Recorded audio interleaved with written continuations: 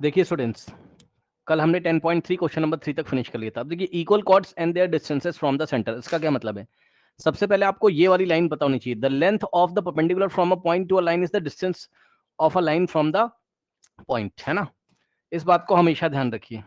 ये जो स्टेटमेंट लिखा है आपकी बुक में, इसको हमेशा नोट करिए और याद करिए। देखिए क्या है। सबसे पहले डिस्टेंस का क्या मतलब होता है? डिस्टेंस फ्रॉम अ पॉइंट, इसका क्या मतलब होता है? देखिए देखिए बच्चों, डिस्टेंस फ्रॉम अ पॉइंट, किसी पॉइंट से डिस्टेंस क्या होती है ना? Distance from a point, distance of a line from a point, distance of a line, ऐसे कर लो आप। Distance of a line from a point. ये देखिए, मान लीजिए आपके पास एक लाइन है इस तरीके से, ये देखिए ये ऐसे लाइन है बच्चों, है ना? अब इस लाइन से बाहर आउटसाइड कहीं पर, यहां पर देखिए एक पॉइंट पी लाई कर रहा है या ए लाई कर रहा है, कुछ भी बोल दो आप।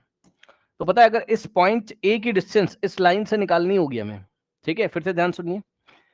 इस पॉइंट की डिस्टेंस अगर इस लाइन से निकालनी होगी तो डिस्टेंस पता है क्या होती है? डिस्टेंस हमेशा परपेंडिकुलर होती है, याद रखिए। डिस्टेंस हमेशा परपेंडिकुलर वाली ही होती है, याद रखिए। Distance is always perpendicular. Distance is always perpendicular. मतलब ये देखिए जरा ध्यान से, देखिए देखिए बच्चों, अगर आपने मान लीजिए, देखिए ए से ऐसे ज्वाइन किया तो ये एंगल 90 नहीं बन रहा है। तो ये जो डिस्टेंस है ना, ये जो भी है, मान लो ए एम, तो पॉइंट ए की इस लाइन का नाम रख दीजिए एल।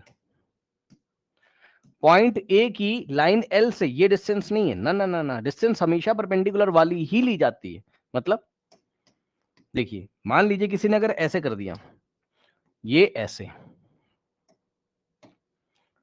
ये पॉइंट एन है, तो ये एंगल 90 नहीं बन रहा है। तो ना तो ए एन डिस्टेंस है और ना ही ए एम डिस्टेंस। किसकी? पॉइंट ए की। कहां से? लाइन एल से। ये नहीं है। किसी ने ऐसे बना दिया, ये भी नहीं है। किसी ने ऐसे बना दिया, ये भी नहीं है। तो क्या है? ये देखिए, क्योंकि ये 90 नहीं बन रहा है, ये 90 नहीं बन रहा है। तो ध्यान से चेक करिए, पॉइंट ए की जो डिस्टेंस है लाइन से, वो ये है। ए से आपको लाइन पे एक परपेंडिकुलर ड्रॉ करना पड़ेगा इस तरीके से, समझे? तो ये देखिए, ये वाला जो पॉइंट है आपका, लेट अस से ये पॉइंट क्यू है ना? So this A Q is perpendicular to line L. A Q is perpendicular to line L. तो पता है, दिस ए क्यू, ये जो ए क्यू है, this A Q is the distance of point A from line L. ये जो A Q बना है ना, ये पॉइंट ए का एल से डिस्टेंस है। सो नोट कर लीजिए, ए Q is the distance, AQ is the distance of, AQ is the distance of point A from line L. AQ is the distance of point A from line L, from line L. ठीक ठीक है। Now अब देखिए, now देखिए, अब आपको बच्चों line कैसे भी मिल सकती है। ये देखिए, लाइन इस तरीके से भी मिल सकती है आपको, है ना? और लाइन इस तरीके से भी मिल सकती है आपको, ठीक है? लाइन कैसे भी मिल सकती है आपको, लाइन इस तरीके से भी मिल सकती है आपको, ठीक? कोई एक्सटर्नल पॉइंट होगा, उस पॉइंट की लाइन से हमें डिस्टेंस निकालनी होगी, तो हम कैसे निकालेंगे? ये देखिए, अब पॉइंट ए अगर यहां है, तो ए की इस लाइन से डिस्टेंस परपेंडिकुलर ड्रॉ करना पड़ेगा आपको। ये वाली, ये डिस्टेंस होगी, समझे? ए की लाइन एल से ये डिस्टेंस नहीं है, ये भी नहीं है, ये भी नहीं है, ये भी नहीं है, केवल जो परपेंडिकुलर है वो है ना? समझ गए? अब देखिए, मान लीजिए लाइन इस तरीके से है और पॉइंट ए यहां कहीं है, तो आपको क्या करना है? ए से इस लाइन पे परपेंडिकुलर ड्रॉ करना है, ये ऐसे। तो पॉइंट ए की इस लाइन से डिस्टेंस ये परपेंडिकुलर होगा, ये वाला ए क्यू, ठीक है? ये नहीं होगी डिस्टेंस, ये भी नहीं होगी, ये भी नहीं होगी, जो एंगल 90 बना रहा है बस वही होगा। ये देखिए, अगर लाइन ऐसी आपके पास और पॉइंट कहीं मान लीजिए ऐसा है ए, तो पॉइंट ए की इस लाइन एल से जो डिस्टेंस होगी वो क्या हो जाएगी, कुछ इस तरीके से। यहां से ऐसे नहीं कर सकते हो आप, गलत हो गया ये, ठीक है। ये देखिए ये 90 नहीं बन रहा है ना। तो अगर आपको इस पॉइंट ए की इस लाइन से डिस्टेंस निकालनी है तो यहां से आपको परपेंडिकुलर ड्रॉ करना पड़ेगा, ये इस तरीके से, समझे, ऐसे। ये वाला पॉइंट है क्यू, ये बात है। अब आइए बच्चों जरा ये वाली बुक अपनी बुक में नोट कर लीजिए और उसको याद कर लीजिए, पढ़िए जरा ध्यान से। देखिए क्या कह रहा है, कह रहा है कि length of a perpendicular from a point, किसी पॉइंट से किसी लाइन पे जो लेंथ ऑफ अ परपेंडिकुलर होगा is the distance of the line from the point, is the distance of the line from the point. पढ़ लीजिए, वही बात है जो मैंने आपको बताई, ठीक। मतलब इस पॉइंट से यहां जो परपेंडिकुलर ड्रॉ किया इसकी जो लेंथ है यही इस पॉइंट की इस लाइन से डिस्टेंस है, तो डिस्टेंस इज ऑलवेज परपेंडिकुलर, ये याद रखिए बस आप, ठीक है। डिस्टेंस इज ऑलवेज परपेंडिकुलर, ये वाला याद रखिए आप हमेशा, ठीक। अच्छा अब देखिए, अब उसने नीचे लिखा है if the point lie on the line the distance of the line from the point is 0, बिल्कुल सही बात है। ये देखिए अगर ये पॉइंट धीरे धीरे यहां आ जाए तो ये देखो, ये देखिए अब ये पॉइंट ए यहां था तो ये डिस्टेंस हो गई, ठीक। अब पॉइंट अगर ए यहां आ जाए तो ये हो जाएगी डिस्टेंस, और पॉइंट ए यहां आ जाए तो ये हो जाएगी, और पॉइंट ए अगर इसी लाइन पे लाई कर जाए तो डिस्टेंस 0 हो जाएगी, ये डिस्टेंस 0 हो जाएगी। पॉइंट ए अगर इस लाइन पे लाई करे तो इस पॉइंट ए की इस लाइन से डिस्टेंस 0 हो जाएगी, यही लिखा हुआ है, पढ़ लीजिए। If the point lies on the line, मतलब पॉइंट लाइन पे ही लाई कर रहा है, तो distance of the line, line की डिस्टेंस इस पॉइंट से कितनी हो जाएगी, 0, या पॉइंट की डिस्टेंस लाइन से 0 हो जाएगी, ठीक। अब देखिए अगर इतनी बातें हो गई हैं तो ये वाली थ्योरम, दो थ्योरम हमें याद करनी है ना, दोनों एक दूसरे के रिवर्स हैं। ये देखिए देखिए इसको आपको डायरेक्ट याद करना है, इसको प्रूफ करने की जरूरत नहीं है। 10.6 और 10.7, पढ़िए क्या कह रहा है equal chords of a circle, है ना, equal chords of a circle और ऑफ कॉन्ग्रेंट सर्कल। पहले आप इतना देखो, equal chord of a circle are equidistance from the centre और सेंटर्स। पहले आप बस इतना पढ़िए जो बाहर बाहर लिखा हुआ है। ये देखिए equal chords of a circle are equidistance from the centre, मतलब अगर एक सर्कल में इक्वल कॉर्ड्स हैं तो वो सेंटर से इक्वल डिस्टेंस पे होंगी, ध्यान सुनिए। अच्छा एक बात और, इसको पढ़ने से पहले सेंटर से कॉर्ड की डिस्टेंस क्या होती है ध्यान से चेक करिए। देखिए ये सर्कल है आपके पास, है ना, और ये आपका सेंटर है, ये आपका क्या है, ओ आपका सेंटर है, ठीक। तो अगर हम कोई कॉर्ड ले रहे हैं इस तरीके से, ये देखिए बच्चों, ये अगर ऐसे करके कोई कॉर्ड है, ठीक है, कॉर्ड ए बी अगर हमने लिया है, ध्यान से सुनिए, इस कॉर्ड ए बी की सेंटर से जो डिस्टेंस होगी ना, ठीक है, वो हमेशा, अभी बताया था आपको, ये देखो ए बी एक लाइन सेगमेंट हो गया और ये एक्सटर्नल पॉइंट है, तो किसी पॉइंट से किसी लाइन की डिस्टेंस क्या होती, वही होती जो परपेंडिकुलर होता है। मतलब समझो हमें क्या करना पड़ेगा, हमें यहां से परपेंडिकुलर ड्रॉ करना पड़ेगा, ये देखिए इस तरीके, ये डिस्टेंस होगी। O M is the distance of the chord A B from the centre, मैं लिख देता हूं, ये ओ एम जो है, O M is the distance of the chord AB from the center O, from the center O, समझे, centre O से AB की जो डिस्टेंस है वो है OM, है ना। तो ये चीज है, अगर आपको सेंटर से कोई कॉर्ड की डिस्टेंस बोले निकालने के लिए तो परपेंडिकुलर ड्रॉ कर दीजिएगा, है ना। अच्छा एक बच्चे ने मान लो ऐसा कर दिया, O से AB की डिस्टेंस ये कह रहा नहीं है, ये नहीं, गलत है, ये एंगल 90 नहीं है। एक बच्चा ये कह रहा है मतलब लाइन सेगमेंट AB की डिस्टेंस O से ये नहीं है, 90 नहीं बन रहा है ना, तो ये गलत है। तो ये बात आपको समझ में अगर आ गई हो तो इसको पढ़िए, equal chord of a circle, मतलब समझो अगर किसी सर्कल में कॉर्ड्स इक्वल हैं, ध्यान सुनिए, तो वो सेंटर से इक्वल डिस्टेंस पे होती हैं। ये देखिए, ये देखिए बच्चों, मान लीजिए ये आपका सेंटर है, ठीक, और मेरे पास इक्वल कॉर्ड्स है। ये देखिए एक कॉर्ड ये है मेरे पास और एक कॉर्ड ये है मेरे पास, मान लीजिए दोनों की लेंथ इक्वल है ना, दिख रहा है, ठीक है। अब देखिए ये आपका सेंटर है ओ, ठीक, और ये वाली जो कॉर्ड है ये कॉर्ड है ए बी, और ये वाली जो कॉर्ड है ये कॉर्ड है आपकी सी डी, और गिवन क्या है, कॉर्ड ए बी की जो लेंथ है वो कॉर्ड सी डी के इक्वल है। उसने बोला equal chords of a circle are equidistance from the centre, मतलब अगर कॉर्ड की लेंथ इक्वल है तो वो सेंटर से इक्वल डिस्टेंस पे होंगी। मतलब समझो, ये देखो सेंटर से ए बी की डिस्टेंस हो गई ये वाली ओ एम, और इसी तरीके से सेंटर से इस कॉर्ड की सी डी की डिस्टेंस हो गई ओ एन। मतलब वो ये कहना चाहते हैं कि अगर इन दोनों कॉर्ड्स की डिस्टेंस, सॉरी, अगर इन दोनों कॉर्ड की लेंथ इक्वल हो जाए A B is equal to C D, तो इनकी सेंटर से डिस्टेंस भी इक्वल होती है। मतलब ये जो है ना ओ एम, ये ओ एम ओ एन के इक्वल होगा। तो इसका रिजल्ट क्या आएगा, कॉर्ड इक्वल है गिवन है, तो इसका रिजल्ट क्या आएगा, इसका रिजल्ट आएगा O M is equal to O N. ठीक, ये चीज होता है, करेक्ट। और इसी का कन्वर्स भी ट्रू है। इसका कन्वर्स क्या, इधर आइए,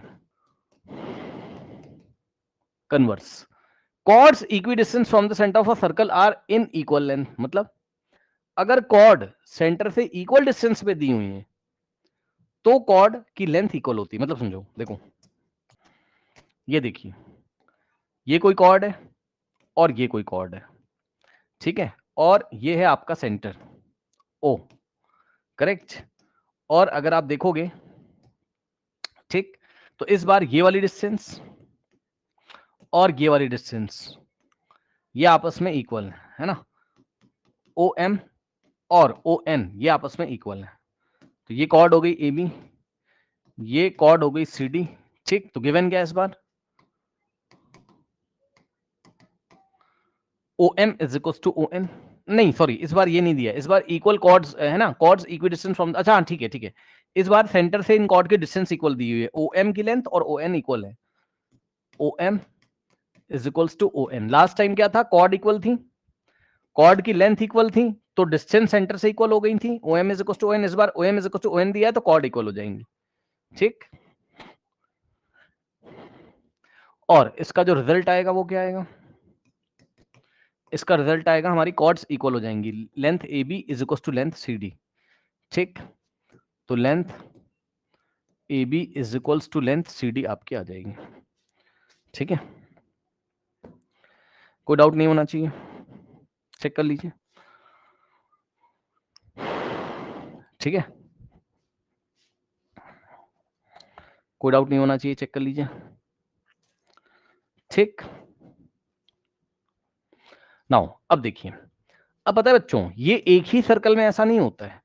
अगर दो सर्कल कॉन्ग्रेंट, अब ब्रैकेट में जो लिखा उसको पढ़िए जरा, कह रहा है कि अगर दो सर्कल आपके पास कॉन्ग्रेंट है उसमें भी ऐसा हो सकता है, और of congruent circle, congruent circle क्या थे, जिनकी रेडियस इक्वल थी, याद है। तो अगर टू कॉन्ग्रेंट सर्कल है तो उसमें भी ऐसा हो सकता है। मतलब समझिए, ये देखिए, एक ये सर्कल है और इसी के कॉन्ग्रेंट ये वाला सर्कल है, तो अगर ये वाली जो कॉर्ड है और ये वाली जो कॉर्ड अगर इक्वल है, मान लीजिए, है ना, ये रहा इसका सेंटर आपका ओ, और इसका सेंटर है ओ डैश, ठीक। दोनों सर्कल कैसे हैं, कॉन्ग्रेंट है। अगर कॉन्ग्रेंट सर्कल में भी कॉर्ड्स इक्वल है ना, ये देखिए, कॉर्ड ए बी और कॉर्ड सी डी अगर आपकी इक्वल है तो सेंटर से उनके जो डिस्टेंस होते हैं वो इक्वल होते हैं, याद रखिएगा। मतलब गिवन क्या है यहां पर, सबसे पहले तो टू कॉन्ग्रेंट सर्कल है, टू कॉन्ग्रेंट सर्कल से having centre, having centres O and O dash, और इनके कॉर्ड्स इक्वल हैं, मतलब ए बी का लेंथ और सी डी का लेंथ इक्वल है। तो ए बी का लेंथ और सी डी का लेंथ आपस में इक्वल, ये दिया हुआ है आपको, गिवन है ना, ये गिवन है। और रिजल्ट क्या आएगा हमारा, ये देखिए,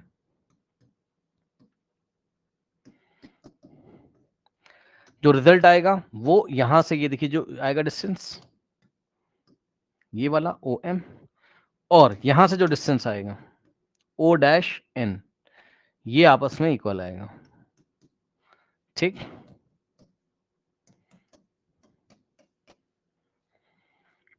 ठीक, और इसी का रिवर्स भी ट्रू है, इसी का कन्वर्स भी ट्रू है। इसी का कन्वर्स भी ट्रू है। क्या? अगर गिवन है कि टू कॉन्ग्रेंट सर्कल है और कॉन्ग्रेंट सर्कल्स में अगर सेंटर से कॉर्ड की डिस्टेंस इक्वल है, मतलब O M is equals to O dash N, ठीक, तो रिजल्ट आएगा इसका कि कॉर्ड्स इक्वल है, यानी कि A B is equal to C D हो जाएगा। ठीक, ये होता है। तो दोनों थ्योरम से याद कर लीजिए अच्छी तरीके से, क्योंकि इसको हम क्वेश्चंस में लगाएंगे। Equal chords of a circle are equidistant from the center. If the chords are equidistant from the center, then the chords are equal. Okay. अब मैं आपसे क्वेश्चन पूछ रहा हूं, तैयार रहिएगा। ये देखिए बच्चों, ये एक सर्कल है आपका, ठीक, और इस सर्कल में आपको ये सेंटर यहां दिया हुआ है ओ,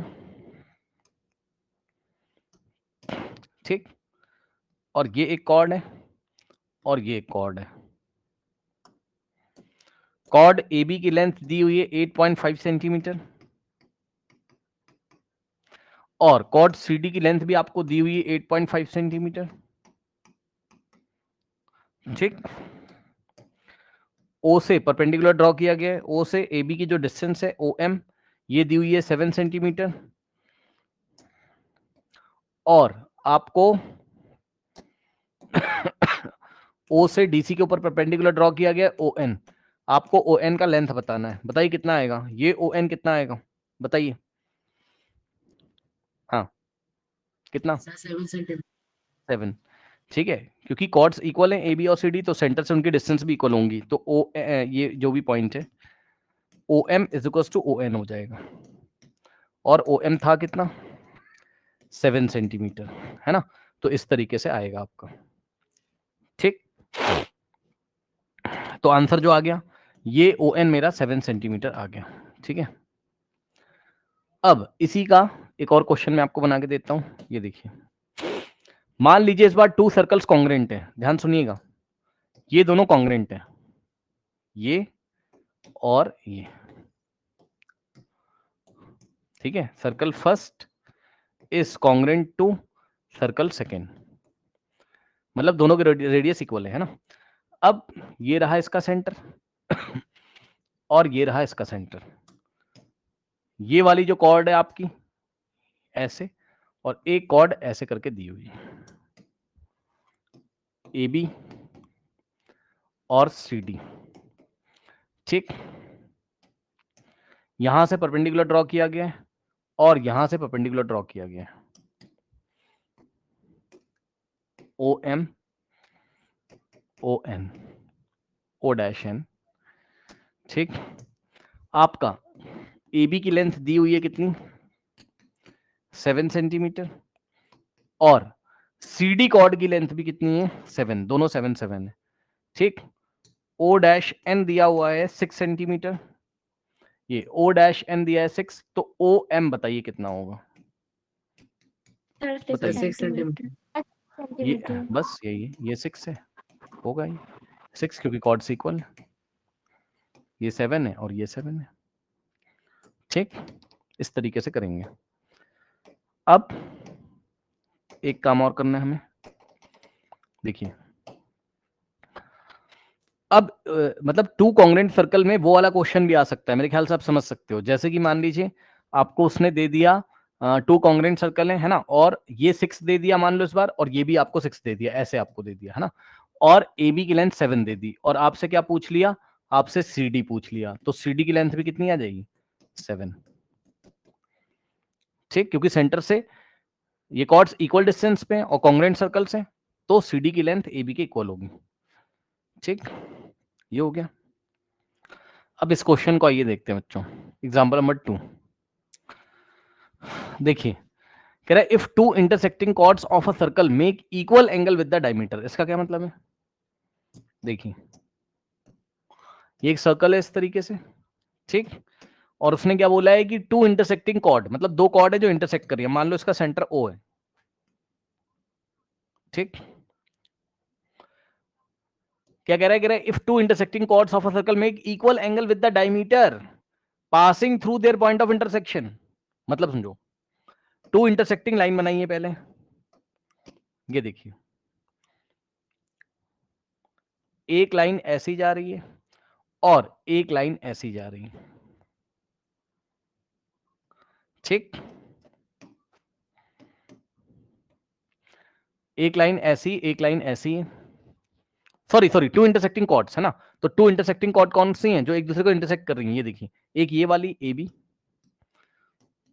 और एक ये वाली है सी डी, ध्यान सुनिए, ठीक, तो A B and C D are two intersecting chords, A B and C D are to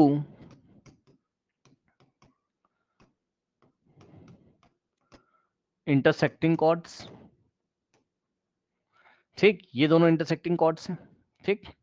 अब उसने बोला है if two intersecting chords of a circle make equal angle with the diameter passing through their point of intersection, तो ध्यान से check करो, chord A B और chord C D का पॉइंट ऑफ इंटरसेक्शन यही तो है, सपोज इसका नाम रखा मैंने पी, पी क्या है, point of intersection of the chords, P क्या है, P is the point of intersection of the chords AB and CD of the chords AB and CD, AB और CD का इंटरसेक्शन पॉइंट है, तो उसने बोला कि इस AB मतलब AB और CD के इंटरसेक्शन पॉइंट से एक डायमीटर पास कर रहा है, ये देखिए डायमीटर आपका ये सेंटर है ना ओ येलो वाला, ये सेंटर है ओ, ठीक, तो जो डायमीटर है, डायमीटर तो बहुत सारे होते हैं लेकिन जो डायमीटर है वो पी से पास कर रहा है, मतलब पॉइंट ऑफ इंटरसेक्शन से पास कर रहा है, ये डायमीटर है आपका, ठीक, और डायमीटर है मान लीजिए X Y, so this diameter X Y passing through diameter X Y passing through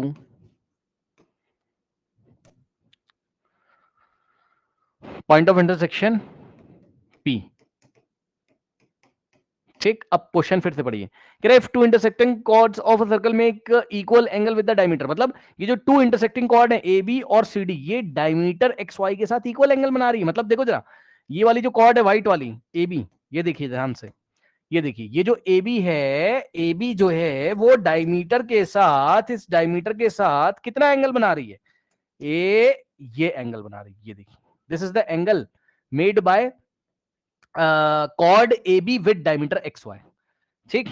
और इसी तरीके से जो दूसरा एंगल बन रहा है, ये देखिए ये कॉर्ड सी डी इस डायमीटर के साथ ये वाला एंगल बना रही थी, ये दोनों एंगल आपस में इक्वल है, ध्यान से सुनिए, फिर से पढ़िए क्वेश्चन, ध्यान से पढ़िए, फिर से सुनिए ध्यान से, ये जो कॉर्ड है ए बी, ये इस डायमीटर एक्स वाई के साथ इतना एंगल बना रही है, और ये जो कॉर्ड सी डी है ये इस डायमीटर के साथ इतना एंगल बना रही है, और ये दोनों एंगल इक्वल गिवन है आपको, मींस एंगल बीपीओ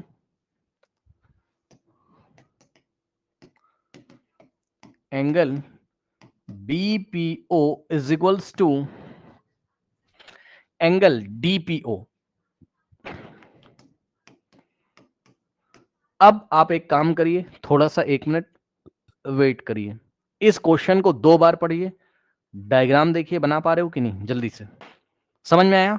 अब उसने क्या कहा कि if two intersecting chords of a circle make equal angle with the diameter, मतलब ये जो टू इंटरसेक्टिंग कॉर्ड्स हैं ये डायमीटर के साथ अगर इक्वल एंगल बना रही हैं, ठीक है ना, मींस ये वाला एंगल अगर इक्वल है तो, है ना, prove that the chords are equal, तो हमें प्रूफ क्या करना है, हमें प्रूफ करना है ये दोनों कॉर्ड्स इक्वल हैं, मतलब कॉर्ड ए बी की लेंथ और कॉर्ड सी डी की लेंथ आपस में इक्वल है,